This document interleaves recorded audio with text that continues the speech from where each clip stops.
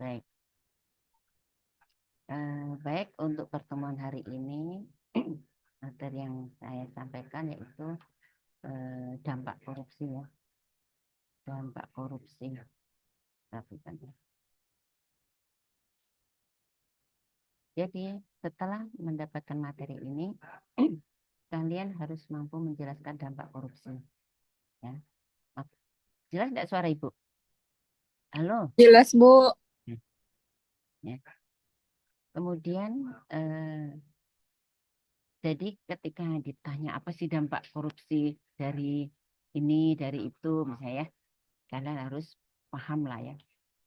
Nah, kemudian kalian juga harus mampu memahami tentang ruang lingkup korupsi. Nah, ini dampak korupsi ya. Pokok bahasan ya, pokok bahasan dari dampak korupsi itu dampak ekonomi, dampak sosial dan kemiskinan di masyarakat, dampak terhadap kesehatan masyarakat, dampak birokrasi pemerintahan, dampak terhadap politik dan demokrasi, dan dampak terhadap penegakan hukum, dampak terhadap pertahanan dan keamanan, dampak terhadap kerusakan lingkungan. Ini sebenarnya ada videonya nih, tapi karena lewat ini tidak bisa ya, lewat Zoom tidak bisa di start videonya, nggak apa-apa. Waktunya terlalu panjang. Nah ini, jadi Indonesia ini dikenal sebagai negara yang sangat kaya akan keindahan alam, ya, hutan tropis, kemudian pegunungan, pantai, laut, ya, dan keanekaragaman hayati yang lainnya, ya, yang luar biasa. Ya. Namun korupsi ini menjadi salah satu ancaman besar yang merusak keindahan dan kekayaan alam, ya. Ibu mau ngetes nih. Ya, ya. Jadi baik secara langsung maupun tidak langsung. Ini ya keindahan alam kita, apa namanya, laut yang banyak ikannya, terumbu karang, kemudian lahan pertanian sekaligus bisa dijadikan tempat wisata. Nah, ini nih ya, apa namanya, alam Indonesia ya. Seharusnya ya, Indonesia ini kaya dengan sumber daya alamnya. Dapat dilihat ini, ada yang tahu ini apa sih ini? Apakah ini bekas gunung meletus? Apa nih, anu, apa kawah atau yang lain? Apa ini kira-kira? Ada yang tahu nggak? Biasa ada di TV. Bekas gunung meletus, Bu. Kamu ngikut-ngikutin ibu aja. Ini nih pernah, kalau kalian pernah lihat, eh, ini dampak dari eksploitasi sumber daya alam, apa yang tambang emas Freeport di Papua, ya. Jadi ini gambaran alam yang indah tapi rusak ya. Jadi udah penggalian-penggalian gini ya, nah, tetap dalam keadaan terbuka. Kalau mau dijadikan tempat wisata juga nggak bisa terlalu jauh ya. Ini kan jauh gitu ya. Nah, ini juga sebenarnya eh, salah satu apa ya namanya, destinasi wisata ya, yang seharusnya menghasilkan devisa atau pemasukan kalau untuk daerah, apa, PAD ya, pendapatan asli daerah lah, seperti itu. Nah ini keindahan alam ini ya. Nah jadi korupsi itu ya berdampak ya pada, selain keindahan alam, juga berdampak pada kekayaan alamnya ya. Jadi kekayaan alamnya sementara sudah dieksploitasi ya, tapi penghasilannya itu tidak sampai kepada masyarakat. Nah, ini ya, jadi Indonesia ini kan dikenal dengan negara yang sangat kaya akan keindahan alamnya ya. Hutan tropis ini, asalnya hutan tropis, pegunungan ya, pantai, dan keanekaragaman hayati yang luar biasa ya. Nah, tapi ya, korupsi ini menjadi salah satu ancaman yang merusak keindahan dan kekayaan ya, sehingga yang dapat eh, kita lihat ini tidak asing lagi di Indonesia ada pemandangan seperti ini ya. Nah, ini akibat dari pertama adanya eksploitasi sumber daya alam secara ilegal ya. Hmm. Jadi korupsi itu memungkinkan ya praktik terhadap eksploitasi sumber daya alam yang ilegal seperti inilah penebangan liar ya, illegal logging ya, eh, kemudian perambahan hutan lindung ya. Nah, ini apa? Ini kan sebenarnya tadinya hutan lindung kayak di Kalimantan ini kan, Kalimantan ini terkenal dengan apa namanya, paru-paru dunia ya. Nah, jadi mengapa dibilang paru-paru dunia? Akbar, M Akbar.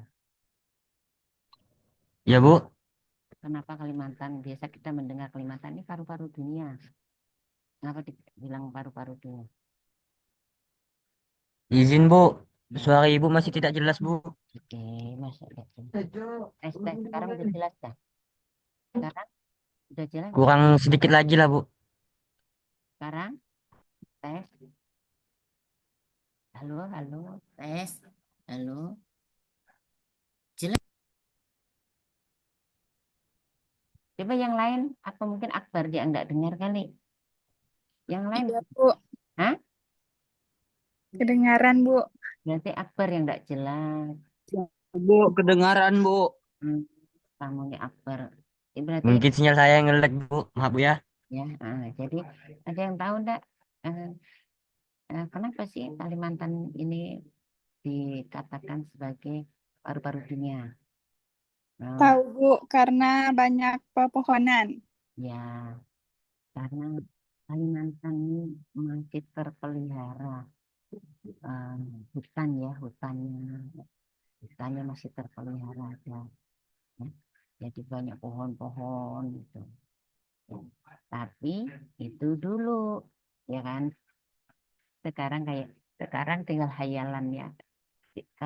Kalimantan ini sekarang udah jadi hutan apa? Udah jadi hutan. Ini udah mulai nih penebangan nih. Ini kan Hutan gundul Bu. hutan gundul, hutan sawit.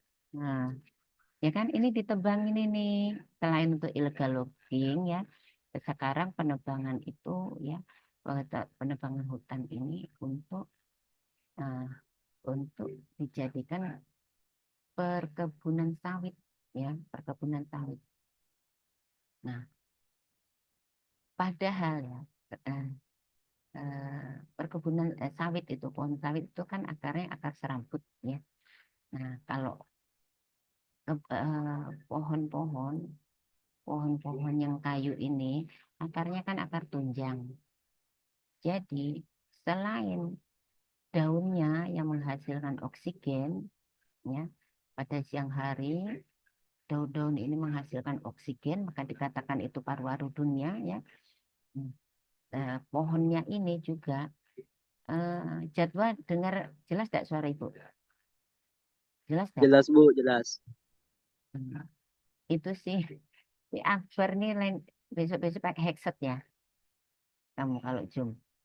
Kasihan banget Ibu ngeliat kamu telinganya dipasang-pasang ke itu di deket-deketin ya.